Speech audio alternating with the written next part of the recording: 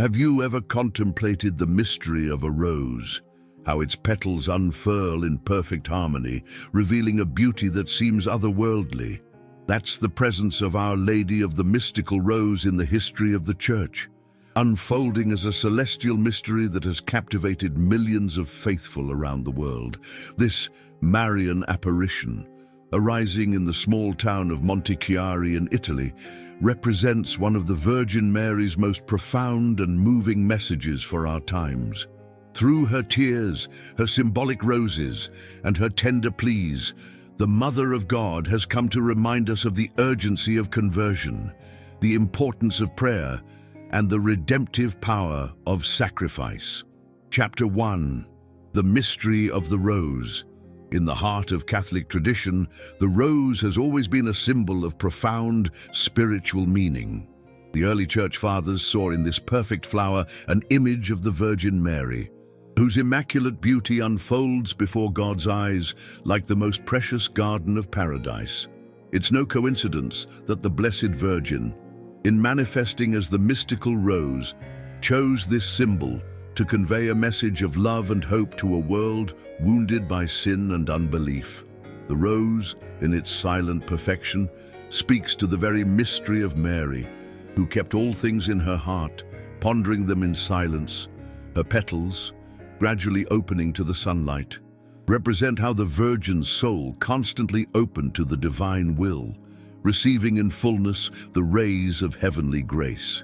This total openness to God is what made her the perfect tabernacle for the incarnate Word, Jesus Christ, our Savior. When in 1947, the Mother of God appeared in Montichiari with 3 roses on her breast, white, red, and gold, she was revealing fundamental aspects of her maternal mission in the Church. The white rose symbolizes the spirit of prayer, the red rose, the redemptive sacrifice, and the gold rose, transformative penance. These 3 elements constitute the core of the mystical rose's message, an urgent call for spiritual renewal in times of moral and religious crisis. The title, Mystical Rose, was not new in Catholic piety. In the Litany of Loreto, approved by the Church in the 16th century, Mary is invoked as the mystical rose, recognizing in her the most sublime flower in God's garden. Saint Louis-Marie de Montfort, a great apostle of Marian devotion, wrote of her as the mystical rose, whose fragrance perfumes the heavens. What was novel about the Montichiari apparitions was the way this ancient title took on new life and meaning for the contemporary world. To fully understand the mystery of the mystical rose, we must approach with an open heart and the eyes of faith, as Saint Bernard, a great devotee of the Virgin, taught. One can never speak enough of Mary. In this particular apparition, the Mother of God invites us to penetrate the depths of her immaculate heart, where we will find not only solace for our afflictions, but also the strength needed to live authentically our Christian vocation in the midst of a world that often forgets God. Chapter 2. The Apparitions in Montichiari. In the spring of 1947, the small town of Montichiari, located in Brescia province in northern Italy, would become the scene of extraordinary events that would soon capture the attention of the Catholic world. Amelia Grace, a humble 36-year-old nurse, began receiving visits from a most beautiful lady who introduced herself as the Mystical Rose. These apparitions, which initially occurred in the hospital where Amelia worked, were private and personal, as often happens in the early stages of supernatural manifestations granted by divine providence to chosen souls.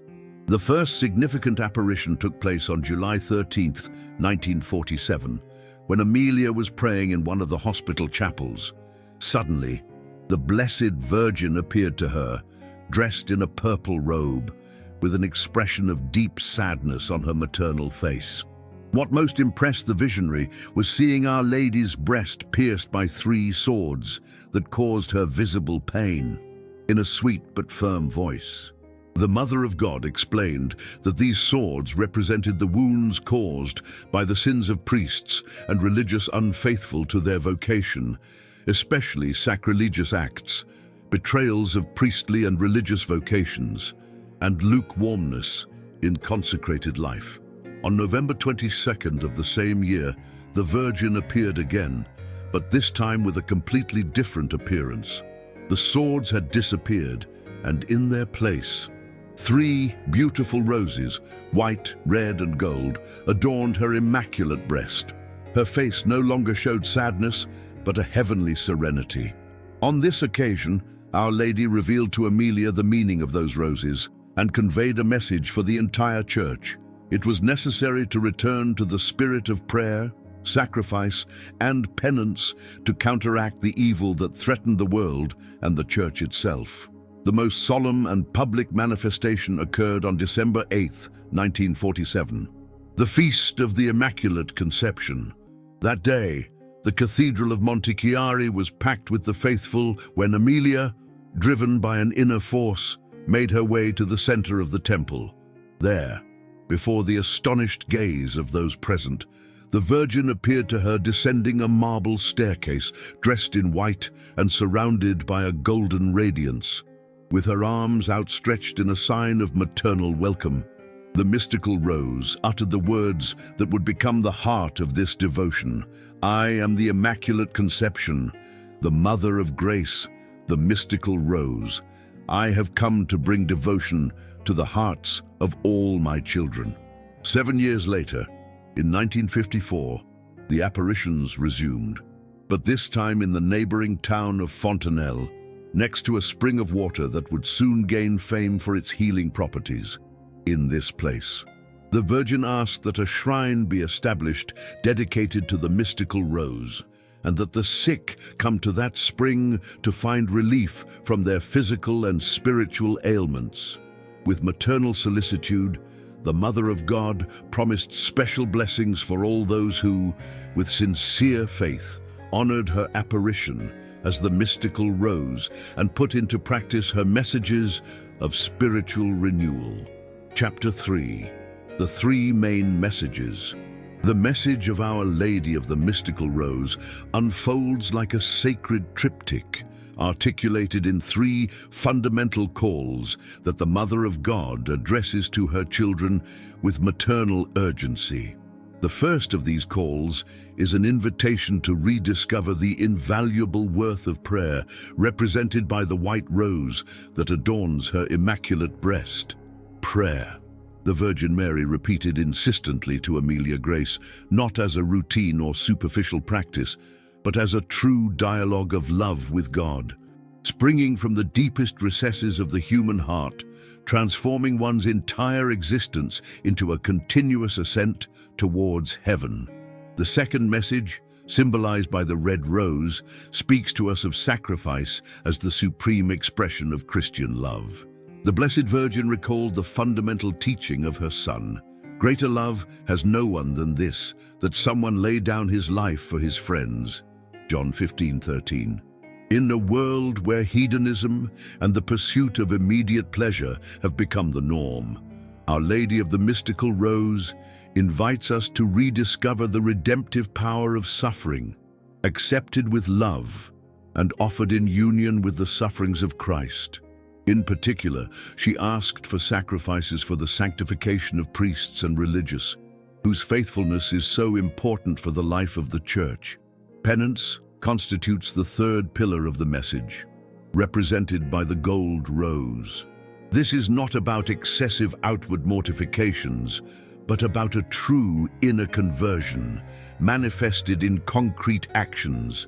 Penance, on the lips of Our Lady of the Mystical Rose, means returning to the gospel in its original purity, renouncing the worldly spirit that causes so much harm to consecrated souls, and living with consistency the commitments of baptism. The Virgin warned against the dangers of spiritual lukewarmness, especially among those called to special consecration, and requested acts of reparation for the many offenses inflicted on the Sacred Heart of Jesus. A particularly moving aspect of Our Lady of the Mystical Roses' messages is her motherly concern for priests and religious. With tears in her eyes, the Virgin lamented the infidelities of some of her beloved children and asked for special prayers for those who had abandoned their vocation or were living in a state of grave sin. "Pray, sacrifice yourselves, do penance for the priests," she repeated insistently. This dimension of her message reveals the privileged love that Mary feels for those who have been called to be especially configured with her Son, Jesus Christ, the high and eternal priest. On December 8, 1947, the Virgin instituted what she called the Hour of Grace, a special time of prayer to be observed each year on that same date, from noon to 1 in the afternoon. During this hour, abundant graces will be poured out upon souls, Our Lady promised. This devotional practice, and which has spread throughout the world, constitutes one of the most precious legacies of the apparitions of Montichiari, and represents a privileged opportunity to experience the powerful intercession of Our Lady of the Mystical Rose, especially in favor of priestly and religious vocations so necessary for the Church of our time. Chapter 4. The Three Roses and Their Meaning. The three roses that adorn the breast of Our Lady in her apparition as Our Lady of the Mystical Rose constitute a symbolic language of profound theological significance. The white rose, located on the right side, is the emblem of the purity of intention and the transparency of soul that should characterize every Christian, but especially those who have received the gift of a priestly or religious vocation. In Catholic tradition, the color white has always symbolized baptismal innocence, sanctifying grace, and total consecration to God. By presenting herself with this rose, the Virgin invites us to cultivate a clean heart, capable of contemplating God in prayer and reflecting His light in the midst of the world. The red rose, located on the left side of Mary's Immaculate Heart, immediately evokes the mystery of the Passion of Christ and the redemptive value of suffering accepted out of love. Red is the color of blood, of surrender, of that love that bears all things, believes all things, hopes all things, endures all things. 1 Corinthians 13:7. When Our Lady of the Mystical Rose shows us this burning flower, she is reminding us that there is no authentic Christianity without the cross, that there is no resurrection without death, that there is no victory without combat, particularly in our day. When people try to build a comfortable religiosity without demands, this symbol acquires special relevance as a call to heroic faithfulness. The third rose, gold in color, occupies the center of the Virgin's breast and represents the glory that awaits those who persevere on the path of prayer and sacrifice. Gold, a precious and incorruptible metal, has always been in Christian iconography a symbol of divinity, of heavenly light, of eternal goods that do not corrupt. Where moth and rust do not destroy, and where thieves do not break in and steal, Matthew 6:20, this gold rose reminds us that all penance performed out of love ultimately results in the paschal joy, that every sacrifice offered in faith is transformed into eternal glory. It is significant that these three roses appear in the place where Amelia Grace had previously contemplated three swords, painfully piercing Mary's heart. This dramatic contrast between the swords of sorrow and the roses of virtue speaks to us of the divine economy of redemption, where suffering is transformed into joy, death into life, darkness into light. As St. Paul taught, "Now I rejoice in my sufferings for your sake, and I fill up what is lacking in Christ's afflictions in my flesh for the sake of his body, that is, the church." Colossians 1:24. The roses that replace the swords are a message of hope. Sin can be overcome. Infidelity can be repaired. Lukewarmness can be transformed into apostolic fervor. By contemplating these three mystical roses, the faithful find a complete program of spiritual life. Prayer that lifts the soul to God, white rose. sacrifice that purifies and redeems, red rose, and penance that transforms and glorifies, gold rose. These are not three different paths, but three complementary dimensions of a single itinerary of holiness. The same one that the Virgin Mary traveled from the Annunciation to the Assumption in her immaculate person, these three virtues reached their maximum perfection, making her truly the mystical rose of God's garden. Chapter 5. A devotion that crossed borders, like a sweet fragrance spreading on the breeze.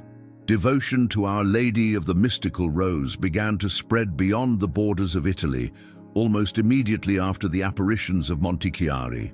The first messengers of this new Marian apparition were priests and religious who, having visited the site of the apparitions, were deeply impressed by the atmosphere of recollection and fervor that was felt there. Returning to their home countries, they shared with their faithful the wonders they had witnessed and the messages of conversion that the Mother of God had entrusted to the humble Amelia Grace.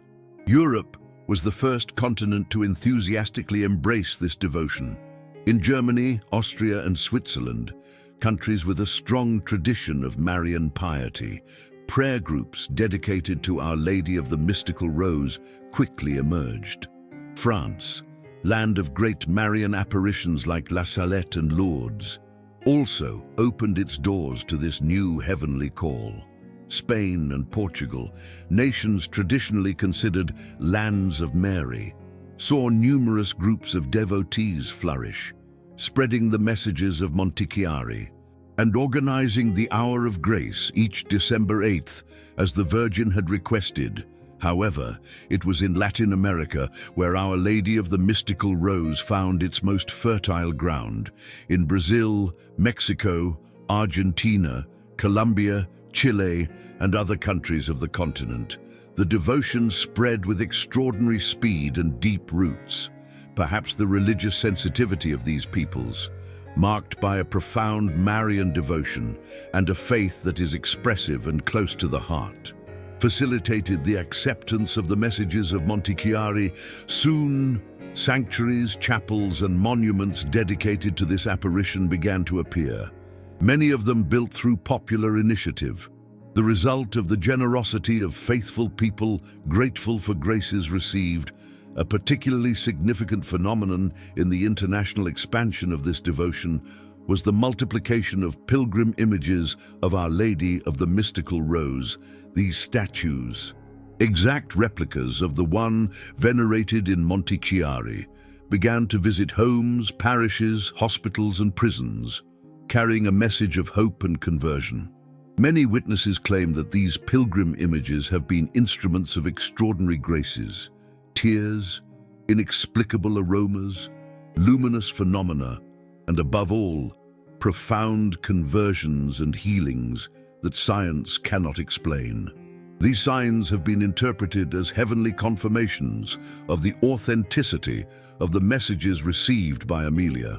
Today, devotion to Our Lady of the Mystical Rose is present on 5 continents and has millions of faithful. There are hundreds of sanctuaries dedicated to this apparition, from imposing basilicas to simple rural chapels. Religious communities have arisen under her patronage, committed to living and spreading her message of prayer, sacrifice, and penance. Publications, websites, radio, and television programs are dedicated to making known this Marian devotion which, despite not yet having definitive official recognition from the Holy See, has demonstrated its spiritual fruitfulness through the abundant fruits of holiness it produces in souls. Chapter 6. Signs and Miracles.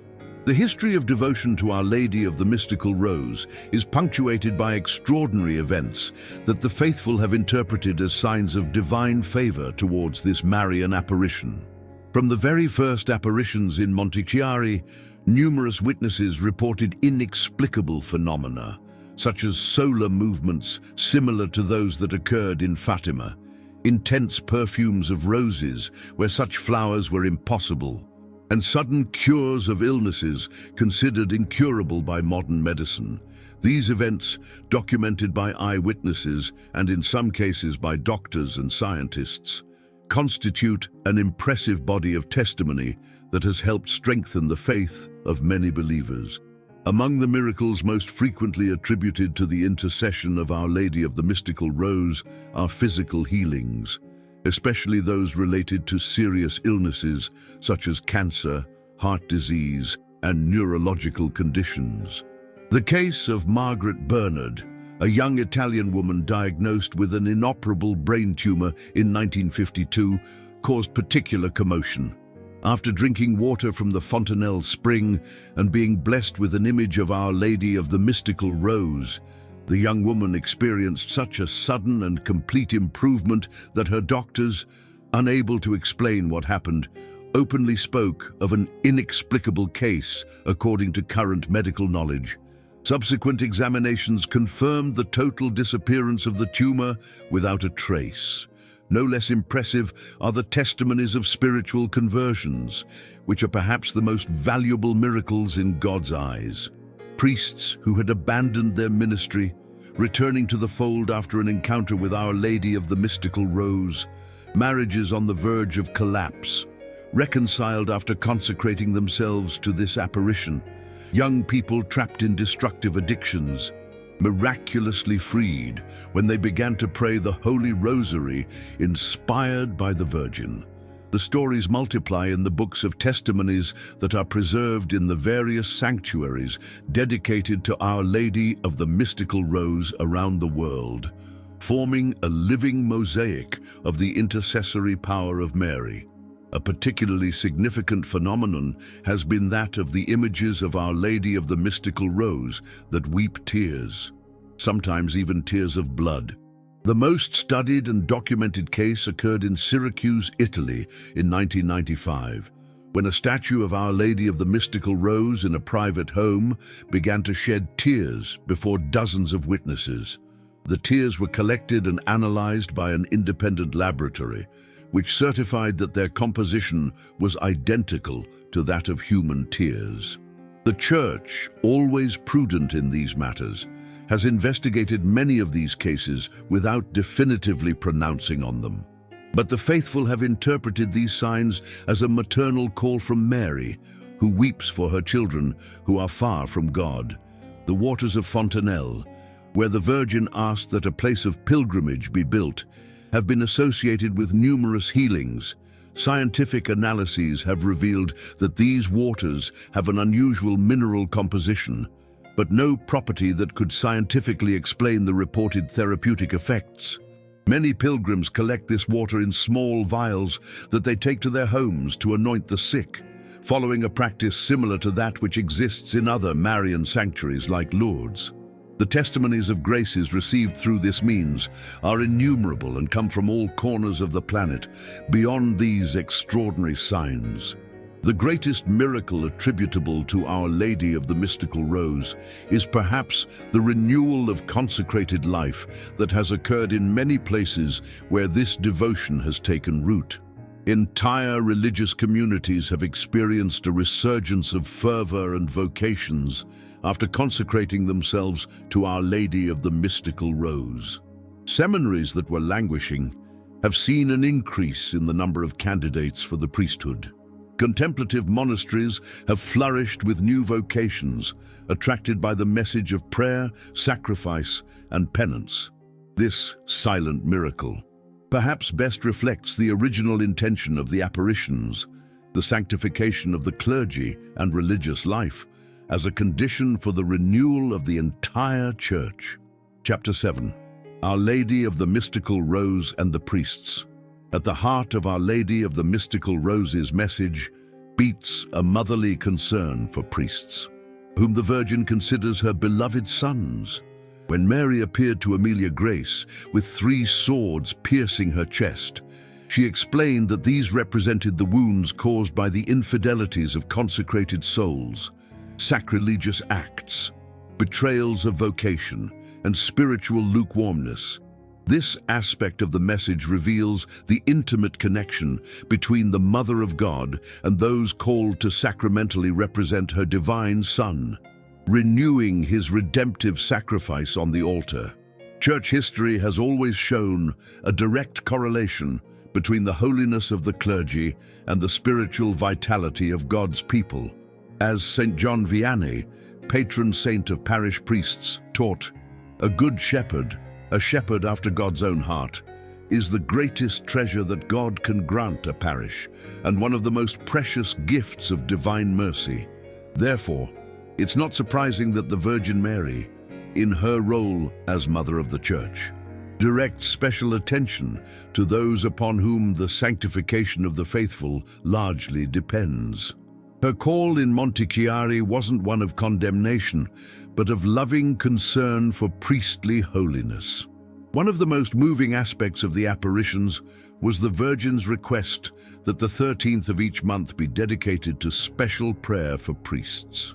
This date, already resonant with Marian significance due to the Fatima apparitions, became a day of prayer and sacrifice for the sanctification of the clergy for many faithful. In many places where devotion to Our Lady of the Mystical Rose has taken root, holy hours before the Blessed Sacrament are organized on this day, offered for the intentions of priests, especially those experiencing vocational crises or facing particular difficulties in their ministry. Countless and moving testimonies exist from priests who have experienced the powerful intercession of Our Lady of the Mystical Rose. Father Luis Marin, a Spanish priest who had abandoned his ministry and lived for years away from the church, recounts how a chance encounter with an image of Our Lady of the Mystical Rose triggered a conversion process that led him back to the altar. "I felt her motherly gaze penetrate the depths of my soul," he later wrote, "and I understood that, despite my infidelity, she had never ceased to consider me her son." Similar cases have multiplied everywhere this devotion has taken root. Particularly significant is the relationship between Our Lady of the Mystical Rose and seminaries. In various parts of the world, especially in Latin America and Asia, seminaries dedicated to this Marian apparition have emerged, whose students commit to living with particular intensity the values of prayer, sacrifice, and penance proposed by the Virgin. These centers of priestly formation are generally characterized by a strong Eucharistic and Marian spirituality, fidelity to the magisterium of the Church, and a lifestyle that recovers valuable elements of traditional Christian asceticism. Many have experienced a remarkable flourishing of vocations, becoming signs of hope for the Church in times of vocational crisis. Chapter 8. The Message for Families. Although the message of Our Lady of the Mystical Rose was initially directed particularly to priests and religious, it soon became clear that her words also contained a profound teaching for Christian families. Indeed, the family, as the domestic church, according to the beautiful expression of the Second Vatican Council, is called to be the first seminary where priestly and religious vocations germinate and mature. The Virgin, in caring for the holiness of consecrated souls, could not help but turn her motherly gaze towards those homes where the seeds of future vocations are sown. Our Lady of the Mystical Rose invites families to rediscover the irreplaceable value of common prayer. In a world where the frenetic pace of modern life has drastically reduced moments of family togetherness, the Virgin reminds us that the family that prays together stays together. As Father Peyton, Apostle of the Family Rosary, used to say, in the Montichiari apparitions, Our Lady particularly insisted on the recitation of the Holy Rosary, that chain of love that unites hearts to each other and to God. Numerous testimonies confirm that families who have adopted this practice have experienced a profound renewal of their Christian life and have found the strength to overcome the inevitable crises that all human coexistence entails. Sacrifice, symbolized by the red rose, finds a particularly fruitful field of application in family life. Spouses are called to sacrifice themselves daily for one another. renouncing selfishness and the pursuit of self-satisfaction to promote the happiness of their spouse. Parents constantly sacrifice themselves for the material and spiritual well-being of their children, sometimes to the point of heroism. And children learn the value of sacrifice when they are taught to renounce their whims for the good of others, to share generously, and to assume responsibilities within the home. This whole network of small and great renunciations, offered with love, constitutes an irreplaceable school of Christian virtues and a real participation in the redemptive mystery of Christ. The third dimension of Our Lady of the Mystical Roses' message, penance, takes the form in the family context of a continuous conversion to evangelical values. In contrast to the pseudo-values that contemporary society often proposes and imposes, the Christian family is called to be a space of resistance against the consumerist, hedonistic, and relativistic mentality that threatens to destroy the very foundations of civilization. This resistance is not mere negation, but a positive affirmation of an alternative lifestyle, centered on the primacy of being over having, of communion over competition, of gratuitousness over self-interest. In this sense, devotion to Our Lady of the Mystical Rose has inspired many families to adopt countercurrent choices, such as the voluntary limitation of the use of electronic media, the simplification of lifestyle, or the dedication of time and resources to community service activities. A particularly significant aspect of Our Lady of the Mystical Rose's message for families is her call to create cenacle homes, spaces where Mary's presence facilitates the outpouring of the Holy Spirit, just as it happened at the first Pentecost.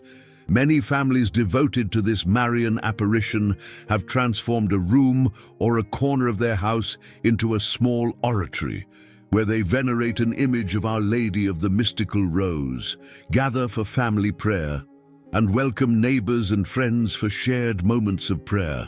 These domestic cenacles have proven to be effective instruments of evangelization in secularized environments, where many people who wouldn't frequent a church nevertheless accept an invitation to pray in a friend's home. Pastoral experience confirms that where devotion to Our Lady of the Mystical Rose flourishes, so too do priestly and religious vocations. This is no coincidence, but a logical consequence of the climate of faith that is breathed in families who live according to her messages. When children and young people grow up in homes where prayer is a daily reality, where sacrifice for love is valued and practiced, and where fidelity to the Church's teachings is lived with consistency and joy, the ground is prepared for the seed of vocation to germinate and develop. Our Lady of the Mystical Rose, with her motherly concern for priests and religious, finds in these families her best allies for the renewal of consecrated life, a renewal she so longed for when she appeared in Montichiari. Chapter 9. The Hour of Grace.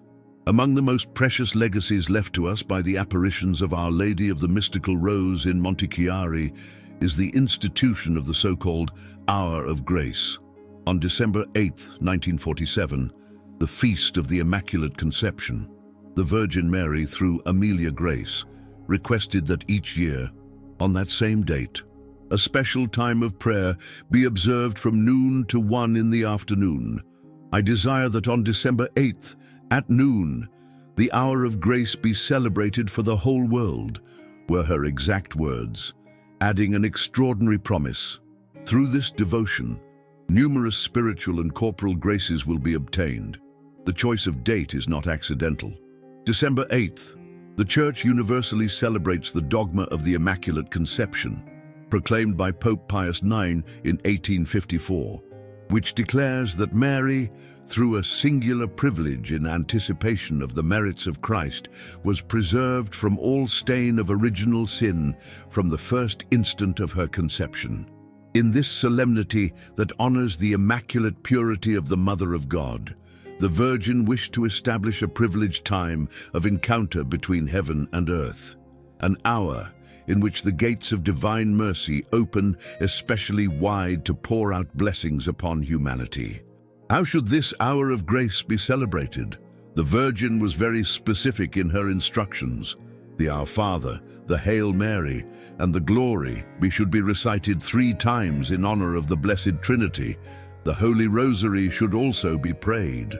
Furthermore, she asked that during this hour one remain in prayer, preferably before the Blessed Sacrament or before an image of the Virgin Mary. The simplicity of these practices makes them accessible to any faithful, but their spiritual efficacy depends on the inner disposition with which they are performed. It is not a matter of mechanically fulfilling rites, but of opening one's heart to the transformative action of divine grace, which, through Mary's intercession, is poured out abundantly during this sacred time. The spiritual fruits of the hour of grace have been abundantly testified to throughout the world. Sudden conversions of hardened sinners, reconciliations in families divided by years of resentment, priestly and religious vocations discovered during this time of prayer, physically inexplicable cures from a medical standpoint. The variety of cases is as impressive as it is varied. Particularly significant are the graces related to priestly and religious vocations, in keeping with the central concern of the Monte Chiari apparitions. During the hour of grace, many young people will receive the vocation to religious life, the Virgin promised, and the facts seem to confirm this prediction. Over the years, the celebration of the hour of grace has spread to countless parishes, religious communities, and Christian homes throughout the world. In the shrines dedicated to Our Lady of the Mystical Rose, this culminating moment of the liturgical year gathers multitudes of faithful who often have to queue for hours to enter the temple. In many places, priests remain available during this time to administer the sacrament of reconciliation, thus fulfilling another of the wishes expressed by the Virgin, that the hour of grace be also a time of purification through the sincere confession of sins. A particularly moving aspect of this devotional practice is its universal dimension. Unlike other Marian devotions that may be more linked to local cultures or traditions, the hour of grace is celebrated in the same way on 5 continents, creating a true communion of prayer that transcends geographical borders, cultural differences, and linguistic barriers. For a short period of time, millions of hearts beat in unison, directed towards the Mother of God, forming a symphony of praise that surely moves the heart of Christ and attracts blessings upon all humanity. Chapter 10. Our Lady of the Mystical Rose in Latin America, a land of deep Marian roots. Latin America enthusiastically embraced the devotion to Our Lady of the Mystical Rose from the moment the first echoes of the Monte Chiari apparitions reached its shores. The characteristic religious fervor of these peoples, their expressiveness in manifestations of faith, and the centrality that the figure of Mary occupies in their popular religiosity constituted fertile ground where this new apparition could take root and flourish with extraordinary vitality. Today, several decades later, it can be stated without exaggeration that Latin America is the continent where the devotion to Our Lady of the Mystical Rose has achieved its greatest diffusion and roots. Brazil deserves a special mention in this story. As early as 1950, just 3 years after the first apparitions, the first images of Our Lady of the Mystical Rose arrived in São Paulo, brought by Italian immigrants who had visited Monte Chiari. The devotion spread rapidly throughout the country, with such force that Brazil currently has more than 100 shrines dedicated to this apparition, the most important of which is located in Jarinu, São Paulo state. There, in Monte Chiari, a perfect replica of the staircase welcomes hundreds of thousands of pilgrims each year. They come to honor the Virgin Mary and seek her intercession, especially for the sick and for priestly and religious vocations. Mexico, a deeply Marian nation, its identity profoundly shaped by Our Lady of Guadalupe, also warmly embraced Our Lady of the Mystical Rose. In Mexico City, Guadalajara, Monterrey, and other major cities, chapels and shrines dedicated to her sprang up, quickly becoming one of the country's most popular Marian devotions. After Our Lady of Guadalupe, Mexicans, with their characteristic fervor, have developed unique devotional expressions, such as the torchlight pilgrimages in honor of Our Lady of the Mystical Rose, nighttime processions where thousands of faithful travel long distances, carrying lit candles and singing Marian hymns, creating a spectacle of faith that impresses even the most skeptical observers. In Argentina, devotion to Our Lady of the Mystical Rose developed particularly within the context of spiritual renewal movements within the Church, charismatic groups, neo-catechumenal communities, and other ecclesial realities found in the messages of Montechiari, an echo of their own call to renew Christian life through prayer, sacrifice, and penance. In Buenos Aires, Córdoba, Rosario, and other cities, weekly holy hours dedicated to Our Lady of the Mystical Rose became centers of attraction for thousands of the faithful, seeking to deepen their spiritual lives and experience Mary's maternal presence in their lives. Colombia, a nation consecrated to the Sacred Heart of Jesus, welcomed with special fervor the reparative dimension of devotion to Our Lady of the Mystical Rose. The messages about the need to repair offenses against God, especially those committed by consecrated souls, resonated deeply within a people of profound religious sensitivity and traditional fidelity to the Church.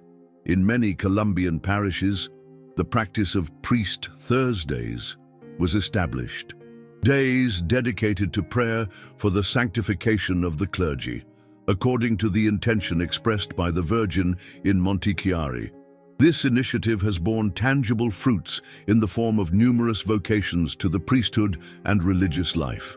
A particularly significant phenomenon in Latin America has been the multiplication of Our Lady of the Mystical Rose family cenacles.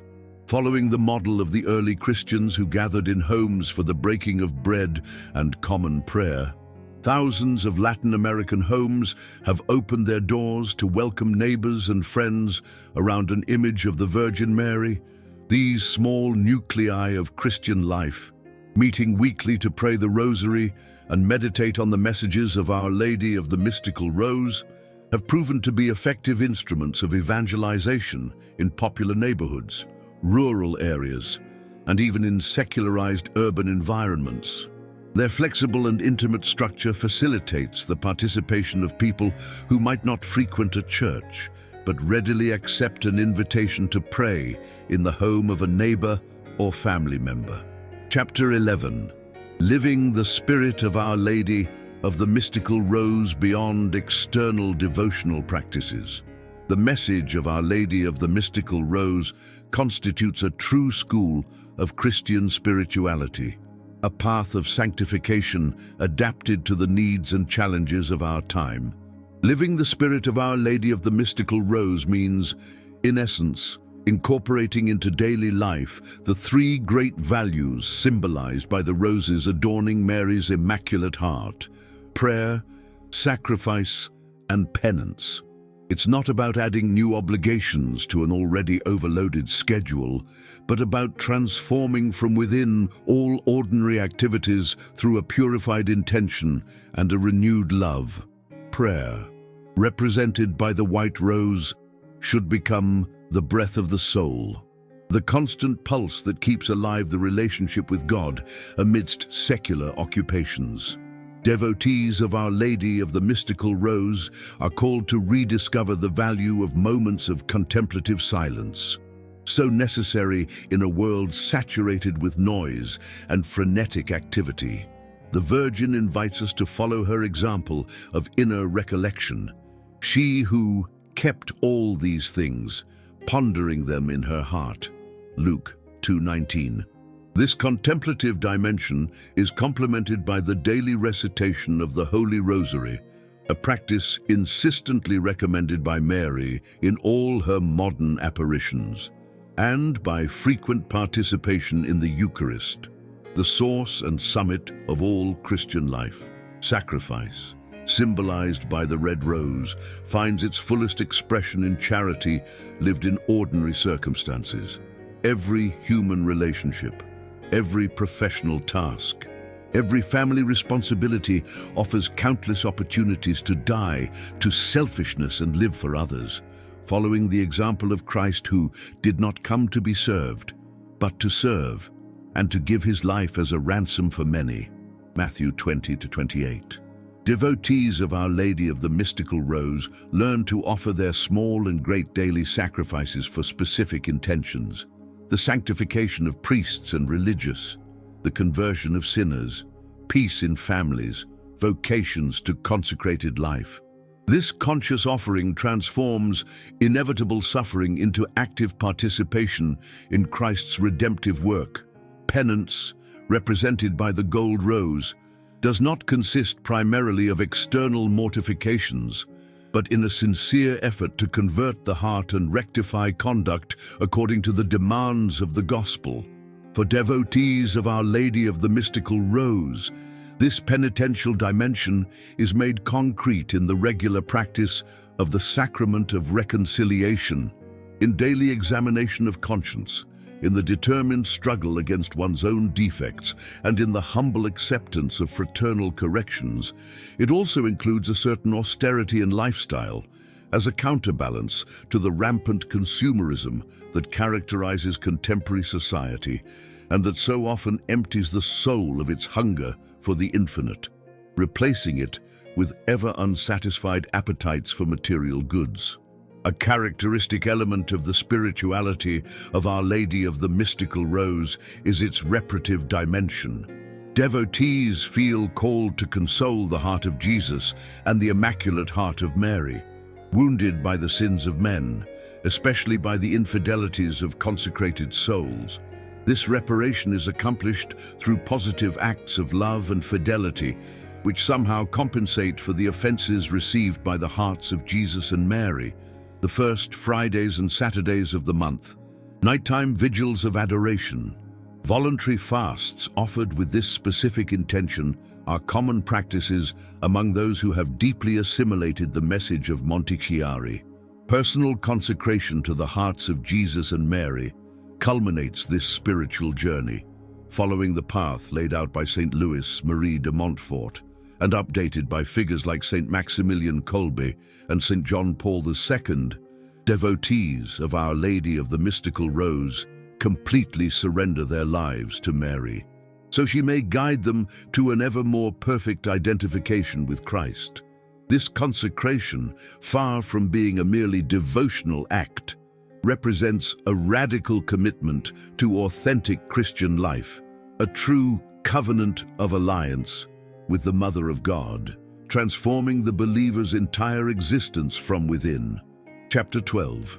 Prayer to Our Lady of the Mystical Rose.